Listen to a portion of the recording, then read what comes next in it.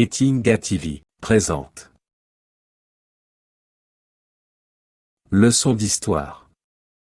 Comme invité, Yves Kayem-Buriel Nawej, auteur des livres Le Manifeste de la Katanganité, et Moïse Tshombe. Il est impératif de le réhabiliter. Sur le thème des révélations bouleversantes pour une réhabilitation totale de Moïse Tshombe et des Katangais en général dans le dossier Lumumba. Bonjour. Bonjour. Pouvez-vous vous présenter? Oui, je vais me présenter brièvement. Donc, au niveau de ce qu'on peut appeler donc la Katanganité, je suis le chargé d'affaires au niveau diplomatique, donc le ministre plénipotentiaire de l'Alliance des Forces Patriotiques Katangaises, la FPK en sigle, donc c'est ma fonction. Et je suis aussi vice-président de ce qu'on peut appeler l'Office culturel économique du Katanga, le comité spécial ASBL, donc une association sans but lucratif, donc qui représente aussi le Katanga au niveau économique et au niveau culturel, dont je suis le vice-président. Voilà. Je pense que ça suffit. Donc, je suis né d'une mère belge, flamande, et d'un père katangais, Lunda, donc, dont le nom Nawej est très connu, donc chez les Lunda. Donc, voilà, je viens de cette famille-là, de ce clan-là plutôt, apparenté aussi au clan de Amalas, donc je suis apparenté aussi au clan des Tshombe. Milas, de chez les Amalas, au sein de l'Empire Lunda. Vous savez que nous commémorons la mort de Moïse Tshombe. Oui, effectivement, pour bientôt on va commémorer donc la mort de Moïse Tshombe, et je pense que c'est aussi l'occasion rêvée, et c'est vraiment le moment pour vraiment faire table rase avec quelque chose. Et faire table rase avec quoi? Parce que le 30 juin donc prochain, donc c'est très proche, c'est la fête de l'indépendance du Congo, et en même temps aussi il y a un colloque, on peut dire donc une soirée d'éloquence, une soirée d'éloquence qui est organisée à Lubumbashi à 16h le 30 juin, et le sujet c'est quoi par rapport à cette soirée d'éloquence? C'est une sorte de tribunal qui est simulé. On va faire une simulation donc d'un tribunal, et où il y aura donc un juge, où il y a des experts, et puis il y aura l'accusation, ceux qui vont représenter l'accusé, et puis il y aura la défense aussi. Et le titre c'est quoi? Le procès de Lumumba. Voilà, donc ça va être organisé le 30 juin à Lubumbashi, donc une soirée d'éloquence. C'est très intéressant, pourquoi? Parce que c'est pas la première soirée d'éloquence qu'ils ont fait, donc ils en ont fait une aussi sur Moïse Tshombe. Et quand ils l'ont fait sur Moïse Tshombe, le procès de Moïse Tshombe, malheureusement, personnellement, je l'ai su en retard, un peu trop tard, notre organisation aussi, on n'y a pas participé. Et cette soirée d'éloquence, on peut dire, le procès de Moïse Tshombe, c'était un peu du n'importe quoi. Donc malheureusement, on n'a pas pu y contribuer. Et ça maintenant, cette interview ici va quelque part être notre rapport, notre contribution pour cette soirée d'éloquence, maintenant au sujet de Patrice Emery Lumumba. Et vous savez que pour le moment, Patrice Emery Lumumba, il est en plein dans l'actualité, ce personnage emblématique donc de l'histoire du Congo, à qui nous devons tout notre respect. Donc, il faut savoir que cette soirée d'éloquence, ça, c'est vraiment quelque chose de neutre à la base, et on va défendre quelqu'un, et en même temps il est accusé, en même temps on fait sa défense, quoi. C'est vraiment comme dans un tribunal, quoi. Ça c'est l'objectif, quoi. À la base c'est neutre, quoi. Donc, et puis il y a un juge, et puis il y a des experts, et puis il y a un juge rapporteur, et puis il y a donc les avocats qui sont du côté de la défense, et des avocats qui sont du côté de l'accusation. Donc, on va y participer maintenant, c'est notre rapport, en fait. Et Lumumba est en plein dans l'actualité aussi avec donc le regret qui a été exprimé par le roi des Belges, le roi Philippe, lors de son passage en République démocratique du Congo, où il a donc exprimé les regrets par rapport à ce qui s'est fait dans le passé. Et puis vous savez très bien toute l'histoire autour de la dent, donc des restes de Lumumba, donc je ne dois pas vous brosser vraiment l'actualité, c'est vraiment tous les Congolais sont au courant, donc la fameuse dent, ce qui restait quelque part donc de la dépouille de Lumumba, qui était dans les mains d'un Belge, Gérard Soute, entre guillemets, donc a été remis donc à la famille de Lumumba, et puis maintenant voilà, c'est tout un tralala, quoi. Mais je pense que c'est l'occasion rêvée pour nous les Katangais, pour une fois pour toutes, je dis bien une fois pour toutes et définitivement, nous décharger, nous défaire de toutes les couches de culpabilité successives qui ont été inculquées aux Katangais, qui ont toujours été le dindon de la farce, qui ont toujours été le bouc émissaire par rapport à cette histoire, ce dossier-là, Lumumba. Et il est grand temps, pour une fois pour toutes, de nous laver de cela, de nous dédouaner complètement et définitivement comme les soi-disant bourreaux de Lumumba. Parce que c'est tout faux. Alors là, c'est vraiment l'occasion rêvée. Et on va le faire ici lors de cette interview-là, parce qu'il est vraiment grand temps. Je dis bien qu'il est grand temps.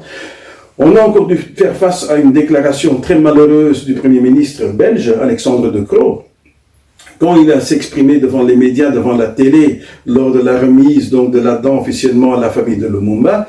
Il a fait une déclaration vraiment malheureuse, quoi, qui n'est pas vraiment digne d'un Premier ministre. Son père, Herman De Croo, qui fut un très grand politicien donc, en Belgique, n'aurait jamais fait une déclaration pareille. Quoi. Donc, quelque part, le père devait un peu taper sur les fesses du fils. Là, hein. Quand Alexandre De Croo dit qu'il n'y a aucun politicien, aucune instance officielle belge qui est vraiment qu'on peut imputer donc le crime donc d'avoir assassiné Lumumba, ok. Mais quand il dit qu'ils auraient pu faire plus, quoi, ça veut dire parce qu'ils étaient au courant que Lumumba allait transférer vers le Katanga, et là, la Belgique, donc ceux qui étaient au pouvoir en Belgique à ce moment-là, qui avaient les rênes du pouvoir, auraient dû savoir que le transfert de Lumumba vers le Katanga signifiait la mort certaines de Lumumba. Sous-entendu, ça veut dire quoi? Et c'est comme ça que les gens, l'opinion publique va comprendre ça. Ah oui, parce que les Katangais voulaient le tuer. Donc parce que les Katangais après l'ont tué là-bas. Mais non, pas du tout. Nous, on ne l'a pas tué, on n'est aucunement responsable de la mort de Lumumba. Mais avec une déclaration pareille, hein, malheureuse encore une fois, probablement inconsciemment qu'il a fait une déclaration malheureuse de ce genre-là, mais quelque part, là, c'est encore une accusation indirecte que, voilà, les responsables qui attendaient Lumumba pour vraiment le zigouiller, ce sont les Katangais. Parce que là, il y a une mort certaine qui l'attendait. Donc, la Belgique aurait pu intervenir pour essayer d'empêcher son transfert. C'est ça qu'il a dit quelque part. Quoi. Donc, là, quelque part, il y a eu une petite faute, on aurait pu faire plus, quoi. Ça veut dire, on aurait pu arrêter le transfert de Lumumba, pas seulement Lumumba, hein, Okito et Mpolo, parce qu'on fait que parler de Lumumba, comme si les deux autres n'existaient pas, quoi. On occulte complètement Okito et Mpolo, et ils n'existent pas, on en a affaire qu'à Lumumba, c'est toujours que Lumumba. Que les trois prisonniers, leur transfert, donc, qu'est-ce que Alexandre De Croo, le Premier ministre, est en train d'insinuer? Que la Belgique, à ce moment-là, aurait pu faire plus, essayer d'arrêter ce transfert-là, de ces trois prisonniers-là vers le Katanga, parce que là-bas, c'est sûr qu'on allait les tuer, parce que les Katangais voulaient tuer ces gens-là. Là, c'est très malheureux, quoi. Et puis, c'est quelque part une déclaration qui est inacceptable pour nous, pour les Katangais. Inacceptable. Quelque part, il faut le pardonner. Peut-être qu'il ne savait pas vraiment ce qu'il disait. Le pardon, non. Le pardon est possible, oui, on peut pardonner. Mais à une seule condition, on peut pardonner. Il faut réparer. Il faut présenter des excuses. Et ça, encore, c'est pas suffisamment. C'est pas encore suffisant, les excuses. Après, il faut réparer le tort causé. Et là, maintenant, on pardonne. Donc, quelque part, c'est impardonnable, quoi. Et quelque part, nous devons exiger du Premier ministre Alexandre De Croo des excuses. Maintenant, est-ce qu'il n'a peut-être pas voulu dire cela? Il s'est exprimé peut-être d'une façon un peu malheureuse, c'est possible, mais il l'a fait. Et en politique, la communication, c'est un dessin sans gomme. Hein. Vous êtes en train de dessiner, chaque mot est dit. Ce qui est dit est dit. C'est-à-dire que vous n'avez pas de gomme pour effacer par après, hein. Ça reste. Ouais. Ou vous devez présenter vos excuses, les excuses sont acceptées et vous réparez. Non, on peut pardonner. Et là maintenant, les choses sont effacées. Si longtemps que ce n'est pas fait, ça reste. Donc là, quelque part, nous allons mettre les pendules à l'heure. Et il est grand temps qu'on mette vraiment, vraiment les pendules à l'heure. Et pour ce faire, je pense que, personnellement, il faut y aller étape par étape. Il faut y aller de manière chronologique. Ça veut dire respecter la ligne du temps, c'est-à-dire l'histoire. Pour bien comprendre, hein, tout de A à Z, quoi. Donc, vraiment parcourir le livre, le Lumumba, comme on peut le dire, quoi, de la première page du premier chapitre jusqu'au dernier chapitre. Pour bien comprendre, parce que c'est toujours, il faut savoir que celui qui ne connaît pas l'histoire ne connaît pas le présent, hein, ne peut pas appréhender le présent. Ouais. Et pour connaître l'histoire, il faut y aller étape par étape, de manière vraiment chronologique, avec un fil rouge bien précis, quoi. Et je pense que c'est le moment de le faire, quoi. Avec tout le respect qu'on doit encore à cette grande figure emblématique, hein, de l'histoire du Congo, qui est Lumumba. Donc, mais il faut dire des vérités, hein, c'est l'heure de la vérité, avec des faits concrets. Hein, donc c'est ça qui est important, parce qu'on a tout dit et du n'importe quoi, quoi. Donc il est grand temps de dire la vraie histoire, quoi, parce qu'une grande partie de l'histoire a été cachée. une grande partie de l'histoire a été enfouie, quoi. Parce que les gens n'ont pas eu droit à la vérité. Les gens n'ont pas eu droit à la vraie histoire, quoi. Et il y a des choses qu'on n'aime pas dire, il y a des choses qu'on n'aime pas écrire, il y a des choses qui sont pas politiquement correctes, ni socialement correctes, pour dire, pour affirmer, quoi. Et là, je pense qu'en tout cas, en ce qui me concerne, moi, j'ai pas de problème avec ça. Donc, c'est ce qu'on va faire aujourd'hui.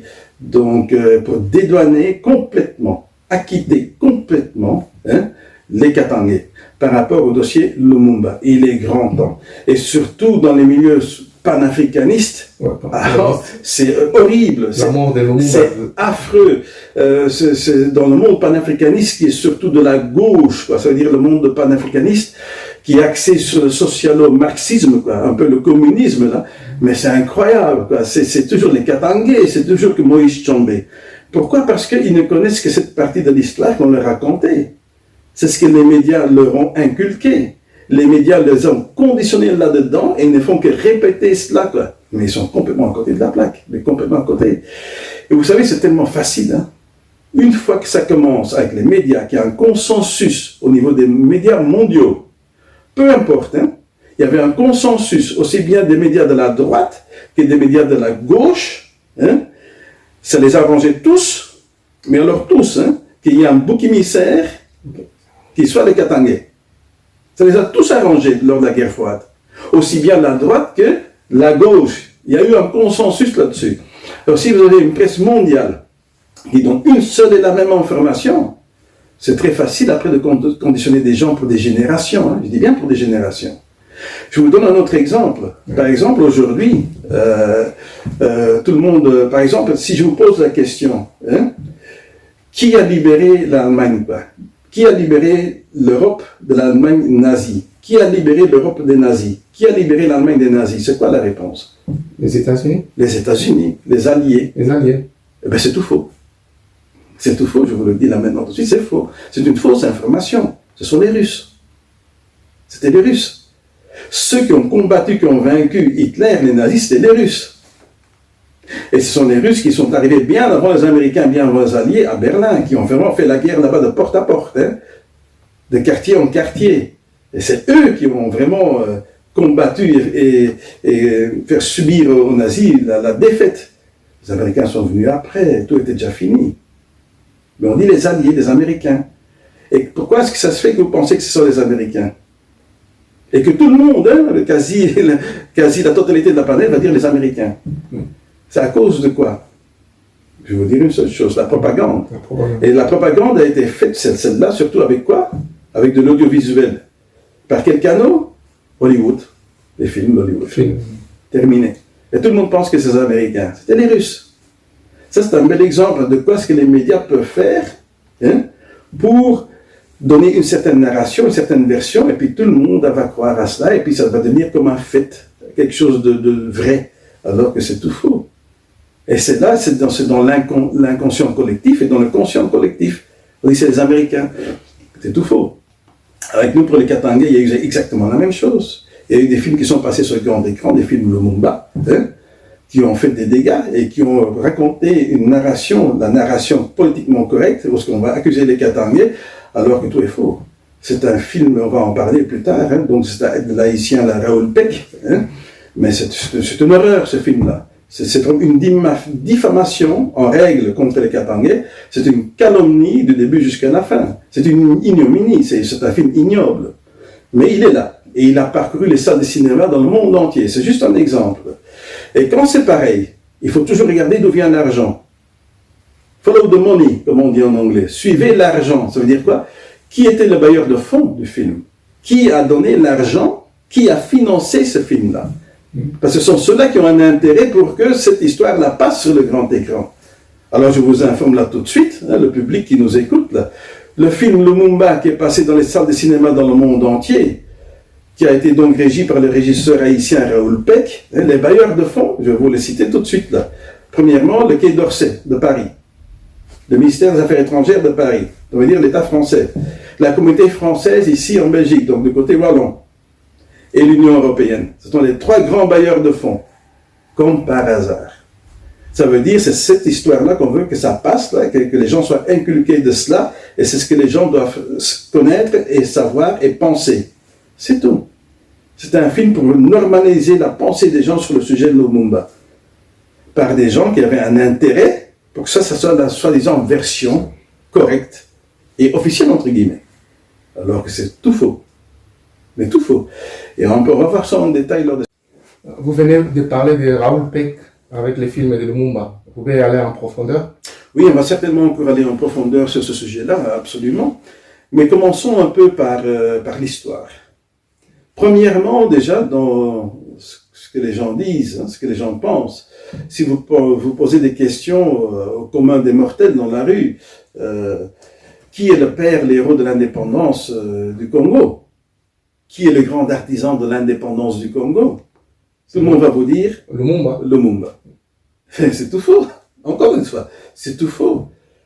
Il faut rendre justice au Bas-Congo. Il faut rendre justice aux Né-Congo. Les Né-Congo, c'est eux les premiers militants de la première heure pour l'indépendance du Congo. Tout le mérite pour l'indépendance du Congo au niveau héroïque revient au Bas-Congo. Avec l'association des Bas-Congo, la BACO. Ils avaient déjà commencé leur lutte, leur revendication pour l'indépendance du Congo dès les années 40, il faut le savoir. Mi-années 40, dès 1946 déjà. Ils commençaient vraiment à vouloir, à prôner vraiment l'indépendance, quoi, par rapport à la Belgique, où ce qui traitait vraiment les Belges d'étrangers, que les Belges devaient quitter donc le sol congolais, le territoire congolais. C'est les Bas-Congo, ce sont les gens de la BACO, l'association des Bas-Congo, avec leur père fondateur, avec les Kassavubu, avec les Nandu, c'est eux. Mais c'est eux. À ce moment-là, quand eux sont actifs sur le terrain, justement pour revendiquer la fin de la colonisation, pour la décolonisation, pour l'indépendance vis-à-vis des Belges, Lumumba est nulle part. Il n'y a personne qui le connaît. Il est encore inexistant dans l'histoire du pays. Quand eux avaient déjà commencé, tout le mérite revient au Né-Congo, encore une fois au Bas-Congo, avec le grand événement détonateur du 5 janvier 1959, ce qu'on a appelé la manifestation à Bako-Kalamu, à Léopoldville, à Kinshasa. Ça va être le grand événement détonateur qui va vraiment faire peur aux Belges, que les Belges vont dire, là, il faut leur donner vraiment l'indépendance. Mais avant ça, combien de militants de la BACO ont été arrêtés par les Belges emprisonnés? Combien et toutes les grosses pointures de la BACO qui ont fait la prison, qui ont été arrêtés par les Belges? Pourquoi? Parce qu'ils revendiquaient l'indépendance du Congo. Est-ce qu'un seul jour, Lumumba a été arrêté par les Belges parce qu'il revendiquait l'indépendance du Congo par rapport aux Belges? Est-ce qu'un seul jour, Lumumba a été inquiété pour ça? On parle avant le 30 juin 1960? Jamais. Jamais. Dans ce combat-là, de la première heure, il était inexistant, il n'était pas là. Hein? C'est plus tard qu'il va venir vraiment sur l'avant-scène, là. Mais c'est les Bas-Congo, encore une fois. C'est eux à qui revient le grand mérite héroïque d'être les héros de l'indépendance du Congo. Pas Lumumba. Mais on veut nous faire croire ça. Ça, c'est l'histoire politiquement correcte. Mais non. Et c'est pas par hasard que ce sont les Bas-Congo, les Né-Congo. Il y a une tradition chez eux qui remonte loin dans le temps de lutte contre le colon, de lutte contre l'occupant, c'est-à-dire contre le colonisateur, de lutte vraiment contre la présence des Belges et des Européens. Ça remonte jusqu'à Kimpavita, qui était vraiment une prophétesse donc Né-Congo, avec son mouvement qui s'appelle le Kimpasi, qui était un mouvement pour la décolonisation, pour bouter en dehors du pays donc les Belges, les colons. C'était chez eux que ça se passait. Le nerf, ça veut dire le noyau central, le nerf dont tout est parti au niveau activisme, quoi, héroïque, c'est le Bas-Congo. Ce sont les Né-Congo. Parce que plus tard, la relève après Kimpavita va être reprise par Simon Kimbangu chez eux. Tous les Bas-Congo sont en effervescence avec Simon Kimbangu. À partir d'un Kamba chez eux là-bas, au niveau du Congo central. Et Simon Kimbangu, c'est la continuité de la lutte de Kimpavita contre la présence des Belges, des colons. Avec son mouvement le Kintwadi. Simon Kimbangu prenait donc le Dipana Dianzole, c'est-à-dire la guerre spirituelle et la guerre de décolonisation contre de la religion déjà du colonisateur, l'Église catholique romaine, et aussi contre la présence des Belges. Tout ça, ça a commencé chez les Bakongo. Et ça a débouché en quoi? En une conscience supérieure politique chez les Bakongo, avec la fondation, la création de la BACO, l'association des Bakongo, qui voulaient leur indépendance claire et nette, qui voulaient même restituer, on peut dire, restructurer leur ancien royaume Congo. Il y a eu une conscience, on peut dire, nationale de la nation Bakongo qui est née à ce moment-là, et tout pour quelque part faire vaciller le pouvoir colonial des Belges est parti des Bakongo. Et ils ont vraiment lutté pour cela de manière héroïque. Ils ont fait de la prison pour cela. Ils ont été inquiétés par les Belges comme pas possible. D'ailleurs, il suffit de lire tous les rapports de cette époque-là, du ministre du Congo belge du Rwanda au Burundi, qui était Van Hemelrijk, tous les rapports qu'il faisait par rapport au mouvement indépendantiste, c'est-à-dire les mouvements qui voulaient l'indépendance du Congo vis-à-vis du Royaume de Belgique, vous allez voir dans les rapports, le mouvement ne revient jamais, pas une seule fois. Parce que lui, donc, il remettait des rapports au niveau de la sûreté belge ici, par rapport aux individus à qui il faut faire attention, qui sont donc subversifs, comme on dit là, qui sont pour mettre les Belges dehors et qui réclament l'indépendance. Vous allez voir que la grande majorité des noms qui reviennent, ce sont tous les Bakongo. C'est eux. Le mérite revient aux Bakongo. Ce sont les vrais zéros de l'indépendance du Congo belge. Ce sont les Bakongo. Et personne ne peut contredire ça. Encore une fois, quand eux sont actifs, le Mumba n'est même pas encore présent en politique, il n'est même pas encore actif en politique, ils avaient déjà commencé depuis longtemps. Et c'est grâce aux actions des Bakongo, de la BACO, et particulièrement l'événement détonateur à Léopoldville à Kinshasa du 5 janvier 1959, la grande manifestation à Bako-Kalamou, c'est là, à ce moment-là, que les Belges vont vraiment plus pouvoir tenir, quoi. Qu'ils sont obligés, quelque part, de dire, il faut qu'on mène ici une transition pour donner une indépendance, donc, à ces gens-là, parce que sinon, ce sera ici l'affrontement total, quoi. Ce sera la guerre totale, quoi, avec eux. C'est les Bakongo. Le Mumba n'est pas présent sur le terrain à ce moment-là. Soyons clairs et nets, c'est déjà quelque chose, un rectificatif, quoi. C'est le premier, déjà. Il y en aura encore d'autres. Ok. Comment est-ce qu'il est venu à l'avant-plan? Ah, voilà, ça c'est une très bonne question. Donc, comment est-ce qu'il est venu à l'avant-plan? Donc, quelque part, comment est-ce qu'il est entré en politique? Son entrée en politique. Et là, vous allez être étonnés. Et surtout les panafricanistes, encore une fois, de la gauche internationale, socialo-marxistes, communistes, ouvrez bien vos oreilles, hein? Grandement vos oreilles. Et surtout les grands partisans de Lumumba, les grands fanatiques de Lumumba, ouvrez grandement vos oreilles maintenant par rapport à ce que je vais vous dire. Et ça, ce que je vais vous dire sont des faits concrets, c'est vérifiable. Allez vérifier l'information. Lumumba entre en politique sous les auspices des libéraux belges. Donc, pour reprendre un terme panafricain, les libéraux belges, donc les impérialistes, capitalistes belges. C'est eux qui vont prendre Lumumba sous leurs ailes, quoi. Lumumba commence déjà à faire des voyages vers 1956 en Belgique, là où il rencontre régulièrement les libéraux belges, quoi.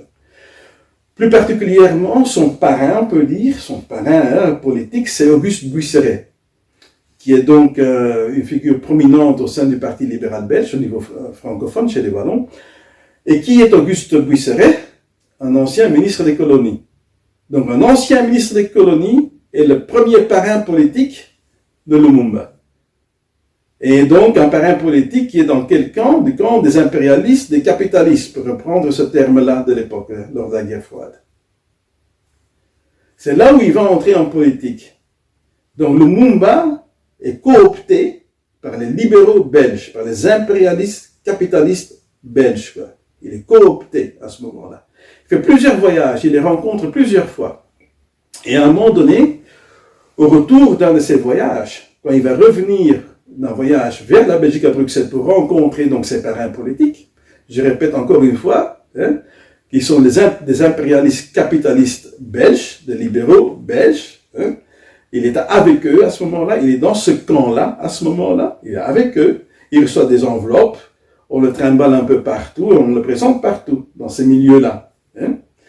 Alors, dans un des voyages, quand il revient, parce qu'en plus de cela, il avait reçu une fonction au pays, au Congo, une assez haute fonction au sein des PTT, c'était la poste téléexécuteur de communication d'avant. Hein. Il avait reçu une assez haute fonction là-bas. Qui l'a mis à cette fonction-là? C'est toujours Auguste de Buisseret, son parrain politique, qui le met à ce poste-là. Alors à ce moment-là, à un moment donné, il revient d'un voyage en Belgique, on est en 1956, il rentre au pays, et là, quand il rentre au pays, on va le mettre en prison. Il sera jeté en prison. Et ça, les gens ne savent pas. Lumumba a fait de la prison. Et pourquoi est-ce qu'il a fait de la prison? Il y a donc aussi au niveau de la direction des PTT, donc au Congo belge, à l'époque c'est toujours le Congo belge, il y a un Belge qui travaille là-bas, son nom c'était Léon Lejeune. Léon Lejeune. Et il y a beaucoup de plaintes qui arrivent, parce qu'il y a énormément de personnes âgées dans les campagnes, dans les zones rurales, qui ne reçoivent pas leur retraite, les fonds de pension. Ils ne reçoivent pas d'argent. Alors on a remonté la piste, ils ont cherché, et puis ils sont tombés sur les preuves que celui qui détournait les fonds, qui détournait l'argent, c'était Lumumba. C'était Lumumba. Donc quand il rentre de ce voyage-là, de Belgique au pays, on l'arrête. On le confronte maintenant avec donc ce problème-là. Les preuves étaient là, la preuve a été établie, et il va recevoir 12 mois de prison ferme. 1 an ferme. 1 an ferme. Quelqu'un qui détourne des fonds, surtout de vieilles personnes âgées comme ça pour leur fonction de retraite, dans le langage commun, on appelle ça un voleur. Pardon, on appelle ça un voleur. Il a volé de l'argent. Et on va le mettre en prison parce qu'il a été voleur. Il a été voleur. C'est vérifiable, hein, ce que je dis là. C'est pas juste en l'air comme ça, hein, c'est un effet concret. Il est en prison et il va recevoir 12 mois ferme. Alors écoutez bien maintenant. 12 mois ferme, il est en prison. Quand il est en prison, il va écrire un livre en prison. C'est le seul et unique livre que Lumumba a écrit. Et il n'en a pas écrit un autre, quoi. Il a écrit un seul livre. Il y a sur le marché toute une panoplie d'ouvrages sur le Lumumba, hein, qui ont été écrits par d'autres, quoi. Il y en a à gogo. Hein, le marché est inondé d'ouvrages sur le Lumumba. Et surtout, ce sont des ouvrages qui analysent ou qui citent comme référence tous ces discours qu'il a fait lors de l'indépendance et après l'indépendance. Mais de son vivant, il n'a écrit qu'un seul livre, quoi. Je répète, hein, un seul livre écrit de sa main. Et il a écrit lors de son séjour en prison. Alors maintenant, je pose une question. Comment est-ce que ça se fait qu'une personne aussi célèbre au niveau mondial, et surtout dans les cercles des panafricanistes, que les panafricanistes eux-mêmes n'ont jamais lu ce livre-là et qu'ils ne le connaissent pas? Est-ce que vous le connaissez? Non, comment ça s'intitule? Ah voilà, le titre c'est quoi? Le Congo, terre d'avenir, est-il menacé? Donc au titre très évocateur. Comment est-ce que ça se fait? Je répète la question. Hein. Comment est-ce que ça se fait que quasi personne sur la planète connaît cet ouvrage-là, alors qu'il a été écrit de la main de Lumumba? Normalement, tout panafricaniste avéré, surtout du côté de la gauche internationale, socialo-marxiste, entre guillemets, communiste, devrait avoir lu ce bouquin. Ou est-ce que je me trompe? Ça devrait être même un best-seller. Oui. Et même au niveau de la communauté congolaise, la grande majorité l'aurait dû avoir lu. Ça aurait dû même être un livre sur les bancs d'école, Oui. connu par tout le monde. Alors comment est-ce que ça se fait que quasi personne ne connaît cet ouvrage-là? C'est intéressant. Ou est-ce que je me trompe? Est-ce que je me trompe? Est-ce que ça fait du bon sens ce que je dis? Ben oui. Vous êtes d'accord avec moi? Oui. Comment est-ce que ça se fait que ce livre est très peu connu? Eh bien, on va y répondre dans la prochaine partie. Comment s'intitule encore le livre de Lumumba? Le livre de Lumumba qu'il a écrit en prison s'intitule Le Congo, terre d'avenir est-il menacé? Alors, une précision. Il a écrit ce livre donc pendant qu'il était en prison, qu'il écopait sa peine donc de prison, 12 mois ferme. Et il faut savoir une chose, il n'a pas fait sa peine de prison de 12 mois d'affilée, quoi. Parce que régulièrement, on l'a fait sortir de prison sous liberté conditionnelle provisoire. Pourquoi? Pour qu'il puisse aller faire des contacts politiques encore à Bruxelles. Et puis on l'a ramené devant en prison. Oui. Et c'est Auguste Buisseret, l'ancien ministre des colonies belges, qui réglait ça. Donc il sortait de prison, hein. pour encore faire des voyages à Bruxelles pour nouer des contacts politiques. Et puis il revenait pour repurger le reste de sa peine. Alors ce qu'il faut savoir, il a envoyé son manuscrit à une maison d'édition belge à Bruxelles, qui s'appelle l'Office de publicité, SA, éditeur, qui avait d'ailleurs son siège à la rue Marc, numéro 16, à Bruxelles, ici. Et cet éditeur-là voulait bien publier donc le livre de Lumumba. Alors ça, c'est déjà étonnant. Il envoie son manuscrit à un éditeur belge, qui lui qui veut publier donc l'ouvrage de Lumumba. Normalement, cet ouvrage-là était anti-belge. Ce serait compliqué pour un éditeur belge de publier ce livre-là, quoi. Ce serait pas évident. Le livre, il va être édité, mais à titre posthume.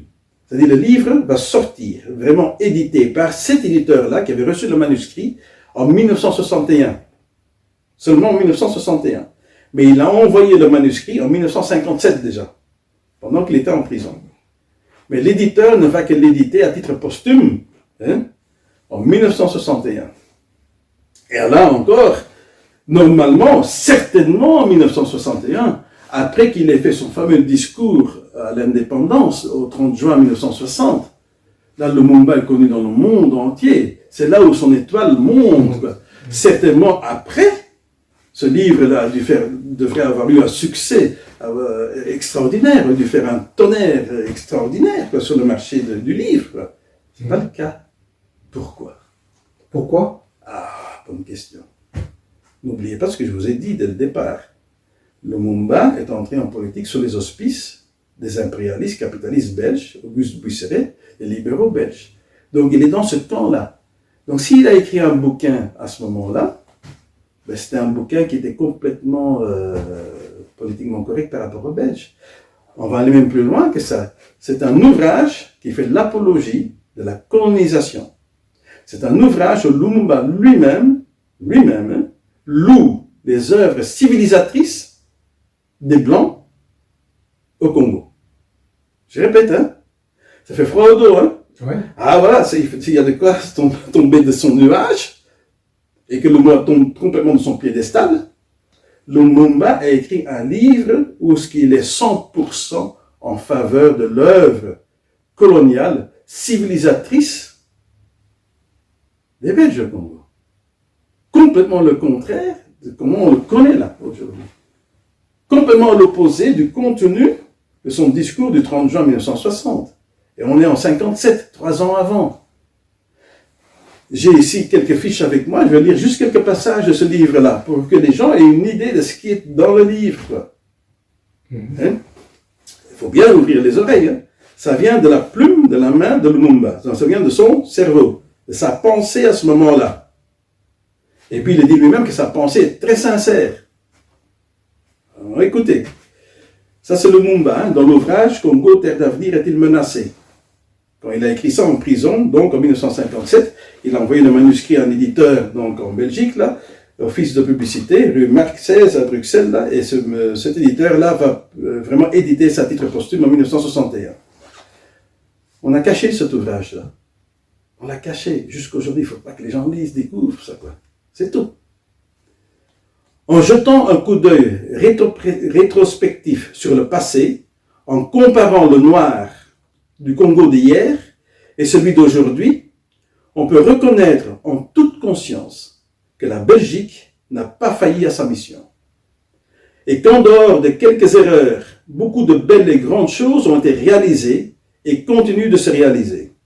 À ceux qui ne veulent voir dans la colonisation que le mauvais côté des choses, nous les prions de faire une balance entre le bien réalisé et le mal, pour voir ce qui l'emporte. Donc pour lui, le bien. Les bienfaits de la colonisation. On va plus loin. Par un idéalisme très sincère, la Belgique nous vint en aide.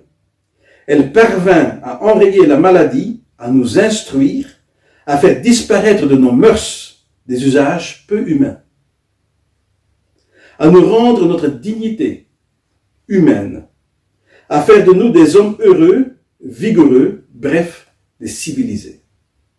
Lumumba, je répète, ça rentre bien dans les oreilles, par un idéalisme très sincère, la Belgique nous vint en aide.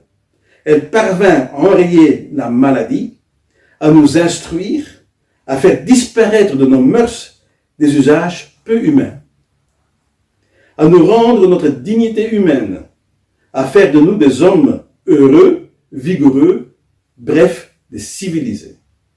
On va aller plus loin. Toujours Lumumba, toujours dans son ouvrage. Cette situation avantageuse à qui la devons nous? N'est-ce pas aux Belges? Tout homme réellement humain et raisonnable doit témoigner de la reconnaissance et s'incliner avec respect devant l'œuvre grandiose réalisée dans ce pays au prix d'incalculables sacrifices matériels et humains des Belges. On va aller plus loin. Juste quelques passages, hein. Mais tout l'ouvrage est dans cette tendance-là. Hein. La nouvelle communauté belgo-congolaise est en voie de réalisation. Et nous vous rappelons avec plaisir la déclaration qu'a faite Sa Majesté le roi Baudouin, notre roi bien-aimé. Que la Belgique et le Congo ne forment qu'une seule nation. Méfions-nous de nos douteux libérateurs qui songent à nous seulement au moment de la moisson et nous replonger dans une profonde misère noire. Il ne fait que louer l'œuvre civilisatrice de la Belgique, l'œuvre coloniale. Vraiment. Ça, c'est le monde. Vraiment ça. Quand il a écrit cet ouvrage en 1957. Vous ne pouvez pas parler de ça. C'est politiquement et socialement incorrect. Quoi. Ce livre-là, il est caché. Vous ne pouvez pas le découvrir. Quoi. Il existe. Hein? Moi, j'ai tout. J'ai toute la documentation. J'ai tout. Je peux tout démontrer. Je ne sais pas comment j'ai eu ça durant le parcours de ma vie, mais j'ai tout. Absolument tout. Merci Yahvé Elohim, merci le ciel, mais j'ai tout. À un moment donné, là, j'ai eu une conversation par écrit ici avec l'Harmattan. Vous savez, l'Harmattan, c'est une grande maison d'édition, donc en France, à Paris, assez spécialisée dans l'édition d'ouvrages concernant l'Afrique et surtout des ouvrages politiques. Comment s'intitule encore l'Harmattan? Non, les livres de Lumumba. Le livre de Lumumba, le titre c'est Le Congo, terre d'avenir, est-il menacé? Point d'interrogation. Ça, c'est le titre. Alors, à un moment donné, moi, j'ai écrit un livre sur Moïse Tshombe, donc qu'il fallait réhabiliter cette personne-là, et je voulais le faire éditer. Et je me dis, l'Harmattan serait donc une maison d'édition très intéressante. Quoi. Donc, j'ai envoyé mon manuscrit donc, à l'Harmattan. Mon manuscrit est arrivé sur le bureau de la grande spécialiste de l'époque, donc des ouvrages politiques africains, chez l'Harmattan. Donc l'Harmattan, et c'était Monique, elle s'appelait Monique Chamoyes. C'est un peu un nom en connotation de l'Europe de l'Est, là. Donc Monique Chamoyes. Donc ici, voilà, vous voyez l'Harmattan, donc à Paris, et voilà son tampon avec elle, quoi, avec ses coordonnées, avec son numéro de téléphone, Monique Chamoyes. Voilà. Elle m'a écrit une longue lettre, hein, après lui avoir lu mon manuscrit. Une longue lettre, hein. Donc c'est une lettre vraiment qui s'étale sur plusieurs pages. D'abord, elle me remercie, hein, vraiment pour avoir envoyé le manuscrit, vous voyez, sur Moïse Tshombe, hein, c'est là. Donc, bonjour monsieur, c'est adressé à moi, Yves Kayem Ben Awesh, vous voyez. À l'époque, on est vraiment en 2003. On est en 2003. Alors là, elle me remercie. Et plus tard, je recevrai encore une autre lettre, là, où ce qu'elle va dire qu'ils ne peuvent pas publier mon ouvrage. Ils ne peuvent pas. Le problème, c'est quoi? Parce que j'ai dit des vérités sur Lumumba. Entre autres, sur ce livre-là. Et ce qu'il a dit, ça gêne. C'est pas politiquement correct. Et il faut savoir que l'Harmattan était quand même de tendance de gauche, quoi. Donc, quand ils ont lu ça, ils disent, votre ouvrage est très intéressant, mais on ne peut pas le publier, quoi. Parce qu'il y a... Et puis, elle dit, oui, c'est vrai, tout ce que vous dites est vrai. On ne peut pas nier, ce sont des faits réels, quoi. C'est vrai. Vous ne mentez pas, vous dites des vérités. Mais il faut quand même donner l'avantage quand même à Lumumba. Pourquoi? Parce qu'elle dit à un moment donné, on est en pleine guerre froide. Elle a dit ici, on est en pleine guerre froide.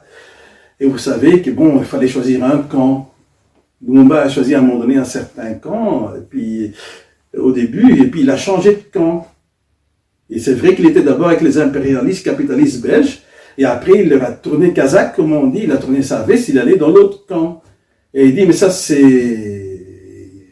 Il peut changer d'avis, comme tout le monde. C'est son droit. Il a changé d'opinion, il a changé d'avis. Donc, il ne faut plus parler de ce qui était avant. Il faut enterrer ça. Il avait changé d'avis. Après. Alors, moi, je vais vous dire une chose. Dans ce monde, le monde de la politique, si vous avez des accords, vous êtes dans le camp des capitalistes impérialistes d'abord, vous êtes avec eux, vous mangez dans leurs mains. Ils vous donnent des postes et des fonctions, comme au PTT. Ils vous donnent des enveloppes, ils vous financent. Et par après, vous allez chez l'ennemi. Qu'est-ce que ça fait? Ça ne pardonne pas, hein? Et en politique, faire ça. Et maintenant, il y a la question, et pourquoi est-ce qu'il est allé dans l'autre camp? Oui. Et quand? Et pourquoi et à travers qui? Oui. Ça, c'est encore une autre histoire. Maintenant, je vais dire encore une autre chose. Hein? Parce qu'on va encore revenir là-dessus. Alors maintenant, j'ai ici dans mes mains un autre ouvrage que personne ne connaît non plus. Personne. Je l'ai. Encore une fois, merci au ciel, mais je l'ai. Les mémoires de Moïse Tchombé. Parce que Moïse Tchombé, tout comme voilà, les mémoires de Moïse Tchombé. Voilà, la première page. Voilà. Ici, parce que la couverture, le livre est tellement vieux que voilà, les mémoires de Moïse Tchombé. Hein? Donc, édité donc, par l'édition de l'Espérance, rue du Prince Royal, 106 à Bruxelles. Donc, édité en 1975, ces mémoires. 1975. Un livre extraordinaire. Parce que Moïse Tchombé aussi, de son vivant, n'a écrit qu'un livre. Quoi. Un seul. Un seul. Et comme par hasard, aussi quand il était détenu en prison, en Algérie. Lumumba a écrit son livre en prison parce qu'il avait détourné des fonds de pension. Hein? Il a eu 12 mois ferme, quoi. 12 mois, donc 1 an ferme. Et Moïse Tchombé est en prison parce qu'on a détourné son avion. Il est là en captivité à cause de la politique. C'est tout. Pas parce qu'il avait commis un crime ou un vol ou quelque chose. Non, non. Mais là, il va écrire ses mémoires. Ces mémoires ici, qui n'étaient pas complètement achevées, hein, ces mémoires. Hein?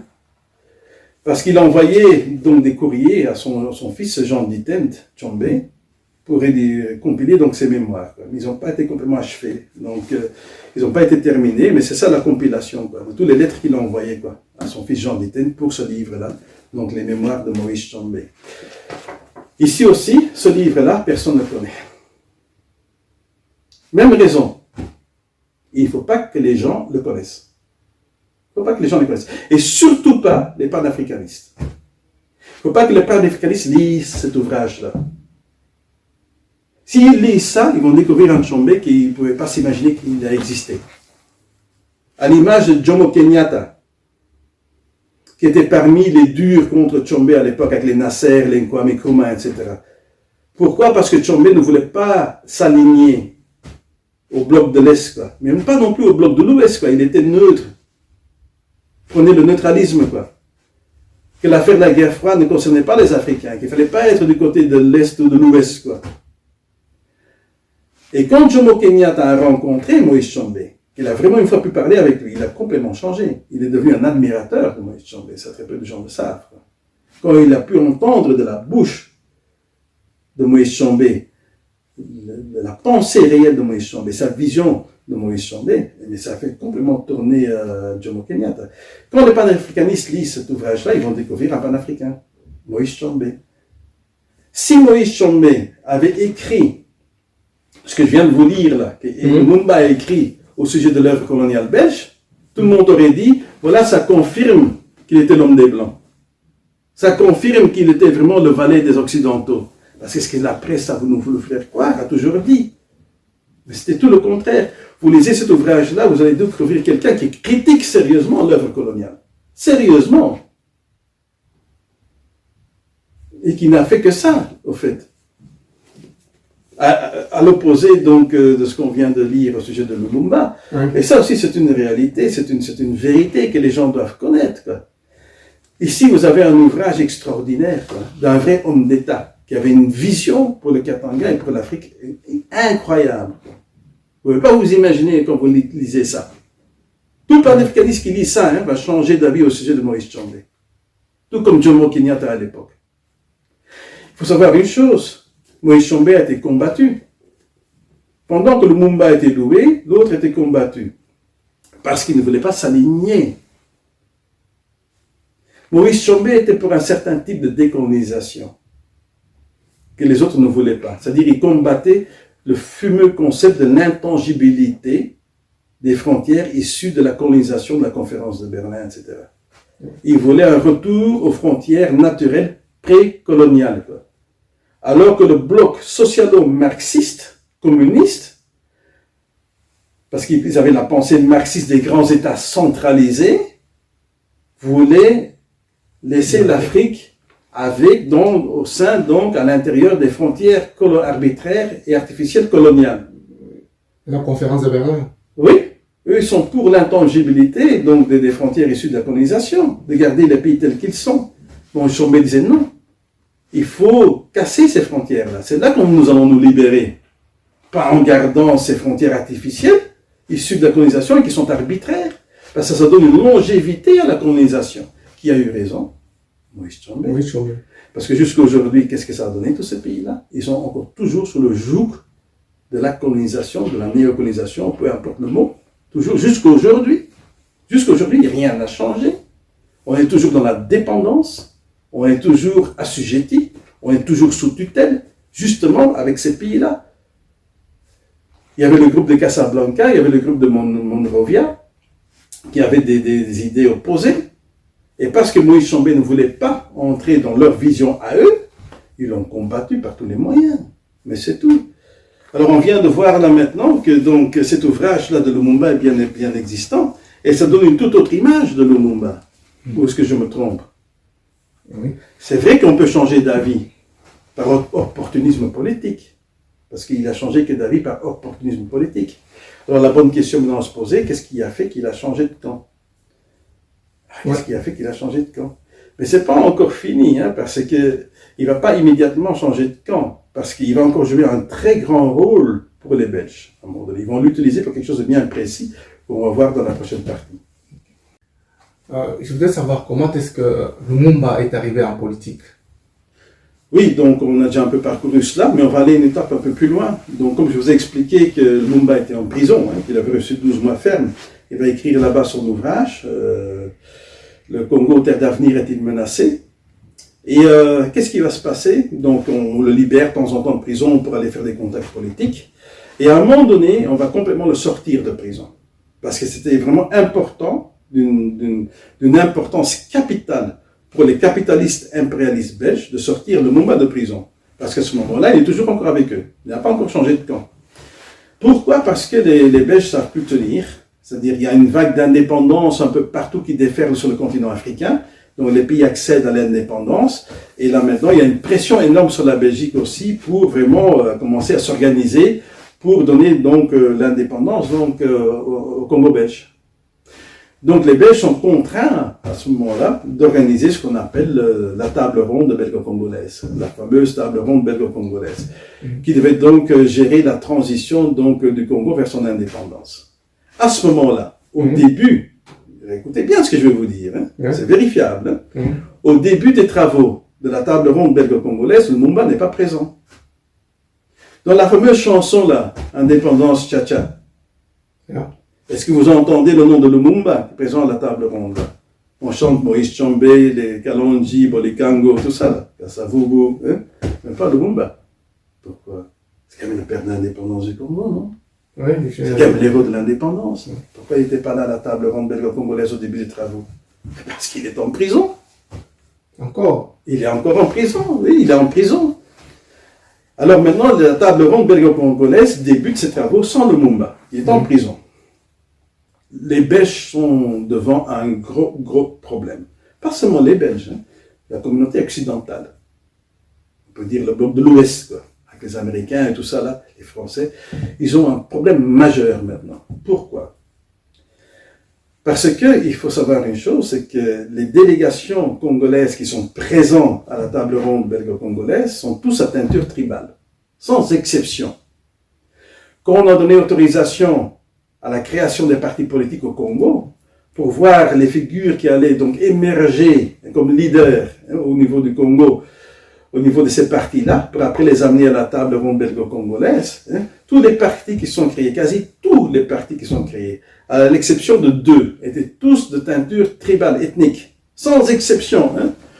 L'Union des Mongo avec Bolikango, vous aviez donc les Labako avec les Bakongo, vous aviez la CONACAT, la Confédération des associations tribales de Katanga, quasi tous, quoi, à l'exception de 2 partis, entre autres sur le Seria, par exemple, de Kachamura, voilà, et puis les MNC. Sinon, tout le reste, là, était à tendance tribale ethnique. Tous les partis politiques, sans exception, sans exception. Et c'est normal. C'est normal, le Congo est un pays artificiel, arbitraire, quoi, avec des frontières complètement artificielles. Donc c'était normal que les gens allaient se regrouper au niveau de leur ethnie. C'est normal. Quand c'est comme ça dans des pays artificiels comme le Congo, c'est la mathématique au niveau des élections, c'est très simple. C'est de l'ethnomathématique. Les gens votent pour quelqu'un de chez eux, c'est tout. C'est comme ça. C'est la réalité quand même, quoi. Personne ne peut effacer les réalités ethniques. Les réalités ethniques, ce sont les réalités historiques, quoi, d'avant la colonisation. Oui. Alors là, maintenant, et cette réalité ethnique refait surface à la table ronde belgo-congolaise.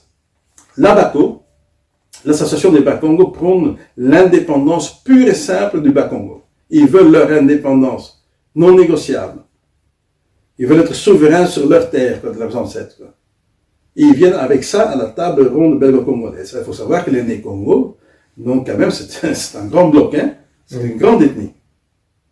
Alors maintenant, vous avez la CONACAT qui représente toutes les associations tribales de Katanga, avec les Moïse Chambé et les autres leaders de la CONACAT. Qu'est-ce qu'ils disent, eux, là? Nous, on veut bien rester dans le Congo, tel qu'il a été dessiné par la colonisation, à une seule condition. Nous voulons le confédéralisme. Parce qu'il y aura des États donc autonomes indépendants. Problème pour les Belges. Et pour les Occidentaux. Les Abako veulent son indépendance, les Katangais, qui est un autre grand bloc, ils veulent le confédéralisme. Donc quelque part aussi se donner leur indépendance. Alors maintenant, il faut savoir que les autres partis, avec les Kalonji et ainsi de suite, et tous les autres, étaient soit pour le confédéralisme, soit pour le fédéralisme. Parce qu'il faut savoir qu'à un moment donné, avant la table ronde belgo-congolaise, il y avait eu le congrès de Kisanto, qui regroupait toutes les tendances fédéralistes, quoi, au niveau donc du Congo. Les Belges sont embêtés. Les Occidentaux sont embêtés. Très embêtés. Donner l'indépendance au Bas-Congo, pas possible pour eux. Parce que là, ils perdent le contrôle, quoi. Donner le confédéralisme, pas possible, quoi. Ils perdent le contrôle, quoi. Il faut quelque part que l'administration coloniale, avec son système d'immatriculation, continue, perdure, quoi. Donc il faut garder ce pays uni, centralisé, avec une continuité de notre administration. Là, on pourra continuer à contrôler. Sinon, on perd le contrôle. Alors, ils sont là. Problème. Gros problème. Alors, il faut amener quelqu'un, il faut quelqu'un qui va défendre notre voix, il faut quelqu'un. Mais il n'y a personne, là, quasi personne. Ils vont sortir le Mouma de prison. Pour que le Mouma vienne assister maintenant à la table ronde belgo-congolaise. Et on le sort de prison pour cela. Donc il y a encore une fois un pion à ce moment-là des capitalistes, impérialistes belges. Et il va jouer vraiment son rôle maintenant à la table ronde belgo-congolaise. On va la mettre au devant, et on la met au devant avec un alibi, très facile. Parce qu'avec tous les grands blocs ethniques qu'il y a, il fallait quelqu'un, soi-disant de neutre, qui n'est pas d'un grand bloc ethnique, qui peut faire un peu l'unanimité et faire une sorte de cohésion pour tout le monde. Alors ils ont réussi une chose. La chose qu'ils ont réussi, c'est d'amadouer donc les Bakongo. Ils leur ont promis la présidence, alors pour tout le pays. Ils m'ont va vous donner le pouvoir de tout le pays. Un des vôtres sera le président. Pour tout le pays. Alors ça a aveuglé maintenant les Bakongo. Ah mais attendez, là, c'est pas juste le Bakongo, on devient, c'est nous qui avons... Oui, Kassabou devient président. Et puis, le monde va premier ministre. Il faut savoir qu'il n'y a pas eu de démocratie à cette table ronde-là. Ce n'était pas une table ronde. Quand on dit une table ronde, ça veut dire qu'on va respecter les règles de la majorité. Si on avait respecté les règles de la majorité, au minimum, le Congo aurait dû basculer à ce moment-là vers le confédéralisme. Parce que c'était la tendance générale. Mhm. Mais ça, ils ne voulaient pas donner. C'est ça qui va mettre en colère déjà, et en mal, les représentants du Katanga.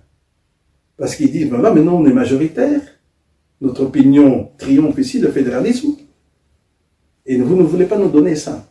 Vous nous imposez le Congo unitaire centralisé, donc la continuité du système d'immatriculation coloniale, et vous nous imposez tout de suite maintenant un président et un premier ministre. Il n'y a pas de choix, quoi. C'est à prendre ou à laisser. C'était ça la réalité de la table ronde belgo-congolaise. Hein. Alors qu'au Katangais, on leur avait promis qu'ils allaient recevoir justement leurs revendications.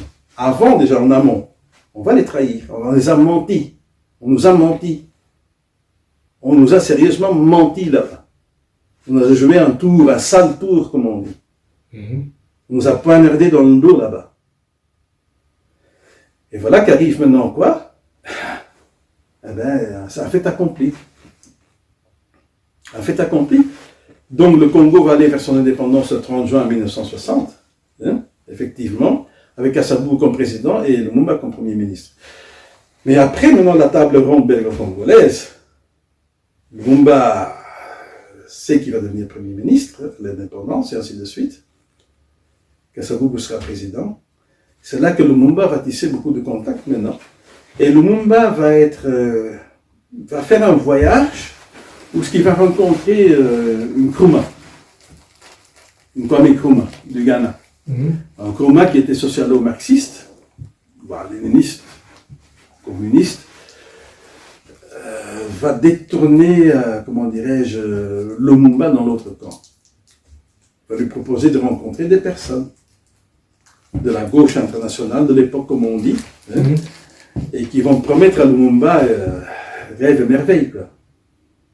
Et on va essayer de lui faire comprendre que c'est mieux d'être dans ce camp-là, quoi. D'être avec les nationalistes, comme il se disait. Et Lumumba va succomber. Et maintenant, il va commencer à fréquenter les lobbies de ce camp-là, parce qu'il va recevoir des enveloppes, non aussi. Et on va lui coller plein de conseillers blancs. Plein de conseillers blancs, mais de la gauche. Plein. Pour avoir une autre trajectoire, un autre discours. Ouais. Vous voyez ce qu'on a toujours reproché à Tshombe et au Katangais? Que le gouvernement de Tshombe, les Katangais, il y avait dans les cabinets des ministres, tout ça, il y avait plein de conseillers qui étaient des blancs. Mais dans le camp de la gauche internationale, Kwame Nkrumah, il avait plein de conseillers britanniques, des blancs, hein, plein. Mais Lumumba en avait plein. Il y avait une pléthore de conseillers blancs aussi autour d'eux. Mais seulement des conseillers blancs du côté de la gauche socialo-marxiste. Mais ils en avaient plein aussi. Autant que, par exemple, Moïse Tshombe, par pragmatisme, et les siens avaient aussi des conseillers, des assistants blancs. Ils en avaient autant. Autant. Mais c'est un fait qui peut être vérifié aussi. Et Lumumba, quand il venait ici, à l'Institut Solvay, partout, chez la jeunesse communiste, on le trimballait partout. Hein, et on lui collait plein de conseillers. Il avait plein de conseillers blancs. Plein de conseillers blancs. Alors, petit à petit, il faut savoir que quand vous faites ça, tu tournes Kazakh du jour au lendemain, un virage de 360 degrés, ça ne pardonne pas dans l'autre camp. Hein. Tu deviens un ennemi. Et un jour, ils disent, on va se venger sur ce monsieur. Il faut bien retenir ça à l'esprit, ça ne pardonne pas. Hein. Tu changes par opportunisme politique tout d'un coup dans l'autre camp, lors de la guerre froide. On assassinait des gens pour moins que ça, hein, à l'époque de la guerre froide. Hein. Donc, mais il l'a fait. Alors bon, on peut louer ça, hein, qu'il a eu le courage de le faire, ok, pas de problème, parce que les panafricanistes font louer ça. Là, il a changé de camp, il a eu le courage. Ok, d'accord, il n'y a pas de problème. On peut louer ça, peut-être que oui, il a changé d'avis, on dit qu'il y a des imbéciles qui ne changent pas d'avis, ok, il a changé d'avis, en tout cas il a viré de camp. Et là, maintenant il y a quelque chose qui va arriver, donc qui va le rendre vraiment maintenant au devant de la scène, vraiment sur un piédestal, et qui va rendre de lui la grande figure emblématique qu'il est jusqu'aujourd'hui. Hein. C'est une seule chose, hein. Tout tourne autour de ça, hein. Tout s'articule autour de ça, hein. C'est vraiment le pivot central, hein. Tout autour de ça. C'est son fameux discours qu'il a prononcé le 30 juin 1960. Tout tourne autour de ça. Tout la figure de proue héroïque de Lumumba, donc sa figure mythique, tout tourne autour de ce discours-là, qu'il a prononcé hein, à l'indépendance donc, du Congo le 30 juin 1960 devant le roi Baudouin. Tout le monde au niveau mondial le connaît pour ça, pour ce discours-là. Vrai ou faux? C'est vrai. Voilà. Donc tout commence avec ça. On peut dire, hein. Donc son aura, ça commence avec ça. Donc son fameux discours donc, du 30 juin 1960. Alors maintenant, je vais vous poser une question. Est-ce que vous savez que c'est pas lui qui a écrit ce discours? Je ne savais pas. Ah bah oui, comme la majorité des panafricanistes à travers la planète, comme la majorité des fans et des partisans de Lumumba ne savent pas. Il n'a pas écrit. Il n'a pas écrit. Ça ne vient pas de sa main. Ça ne vient pas de son cerveau. Il n'a pas écrit. Ça a été écrit par un blanc. Et le nom de ce blanc-là qui a écrit ce discours-là, c'est Jean Van Lierde, qui était un des conseillers qu'on a collé à Lumumba, qu'on a imposé à Lumumba, dans le camp marxiste-socialiste. C'est lui qui a écrit ce discours-là, Jean Van Lierde, qui était un marxiste radical, quoi. Jean Van Lierde. C'est lui qui a écrit ce discours-là. C'est connu dans toutes les maisons des renseignements, connaissent ça. Dans tous les services de renseignement de la planète, les grands services de renseignement de la planète, c'est connu. Lumumba n'a pas écrit ce discours-là. Lumumba avait écrit un discours qu'il allait prononcer qui était complètement politiquement correct. Comment complètement correct pour les Belges de Laurent Baudouin. Complètement correct. Et quand Jean Van Lierde a demandé à Lumumba à un moment donné, là, hein, vraiment au moment X, hein, va demander à Lumumba, c'est ton discours, je peux voir, qu'est-ce que tu vas dire, qu'est-ce que tu vas prononcer. Il lit le discours de Lumumba et il dit, mais tu ne peux pas lire ça. Comment tu ne peux pas lire ça? On va t'écrire un autre. On lui a écrit un autre. Et c'est Jean Van Lierde in extremis, hein. C'est lui qui a écrit. Il dit, tu vas lire ça. C'est ça que tu dois lire. Et Lumumba a été obligé de lire celui-là, le fameux discours. Et quand vous regardez bien, il faut regarder les images. Lumumba, quand il lit ce discours-là, tu vois que c'est pas lui qui l'a écrit. Il est en train de découvrir ce que quelqu'un d'autre a écrit que lui doit prononcer. Et il est même mal à l'aise en lisant ça. Regardez tout son non-verbal, même l'intonation de sa voix. Il n'a pas eu le temps vraiment de bien s'imprégner de ce discours-là, de l'apprendre par cœur, quoi. Celui-là. C'est Jean Van Lierde qui l'a écrit in extremis. Il est in extremis. Ici, j'en parle hein, à la fameuse spécialiste donc de publication des ouvrages africains donc au niveau de l'Harmattan. Elle l'avoue aussi, hein, elle dit que c'est connu.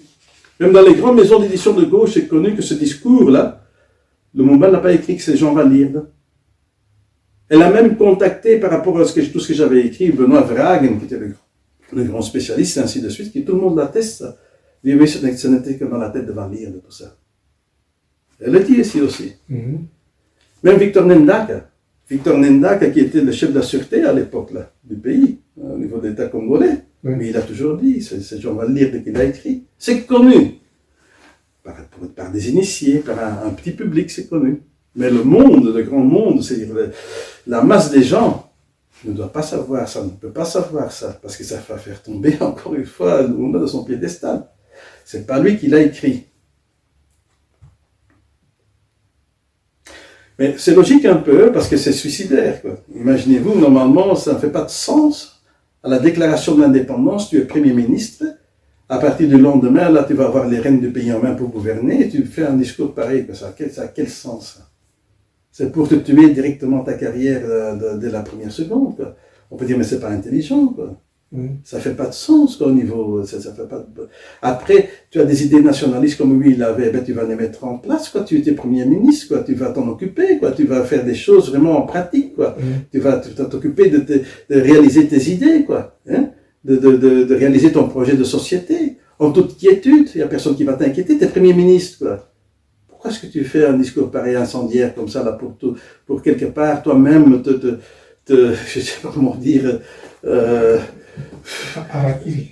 oui, pour te faire harakiri, quelque part, politiquement. Mais on lui a donné ce discours-là à prononcer in extremis, en dernière minute, quoi. Ça, c'est la vérité. C'est vraiment la vérité. Et une autre vérité qu'on cache bien fort aux gens, c'est pas le seul discours qu'il a fait, hein, devant le roi Baudouin. lors du passage du roi Baudouin pour la cérémonie de l'indépendance. Mhm. Il a fait encore un deuxième discours devant le roi. Hein? Est-ce que tu es au courant de ça? Ce discours-là, il n'est pas diffusé, hein? Il ne faut pas que les gens le connaissent, quoi. Il a fait un deuxième discours. Il a parlé 2 fois au roi Baudouin solennellement. Cette fameuse déclaration de l'indépendance au 30 juin 1960, où il lit le discours de Jean Valirne, Ja. et le lendemain matin, il y a un déjeuner qui est offert au roi Baudouin pour dire au revoir. Un déjeuner officiel organisé par le gouvernement congolais. À ce déjeuner-là, mais ce déjeuner-là, il y a tous les invités, le parquet des invités sont là. Seulement, ce déjeuner-là, ce discours-là n'a pas été vraiment mis à la télévision comme l'autre discours que tout le monde a pu suivre, quoi. C'est ça la différence. C'est pour ça que les gens ne connaissent pas. Moi, je l'ai. J'ai tout. Hein. Mhm. J'ai ce discours-là, j'ai le texte intégral, je vais vous le lire.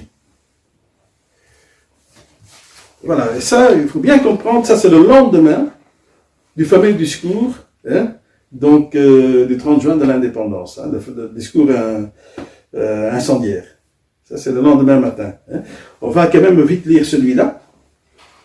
Alors ça c'est le discours qu'il prononce maintenant au roi Baudouin au déjeuner le lendemain matin. Hein. Mhm. Sire, Excellence, Mesdames et Messieurs, au moment où le Congo accède à l'indépendance, le gouvernement tout entier tient à rendre un hommage solennel au roi des Belges et au noble peuple qu'il représente pour l'action accomplie ici en 3/4 de siècle. Et écoutez bien maintenant, car je ne voudrais pas que ma pensée soit mal interprétée. Je répète, hein. Au moment où le Congo accède à l'indépendance, le gouvernement tout entier tient à rendre un hommage solennel au roi des Belges et au noble peuple qu'il représente pour l'action accomplie ici en 3/4 de siècle. Car je ne voudrais pas que ma pensée soit mal interprétée. Pour dire que j'ai fait une gaffe hier en prononçant l'autre discours. Mhm.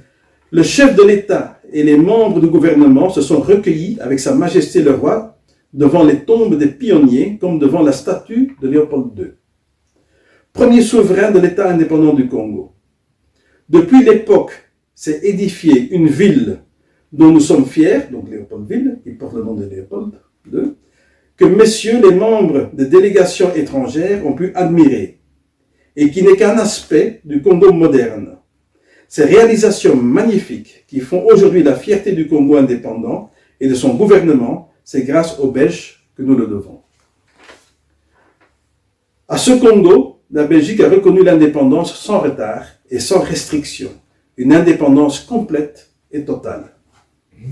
Nous souhaitons que cette politique réaliste aboutisse à une collaboration durable et féconde entre 2 peuples indépendants, souverains, égaux, mais liés par l'amitié.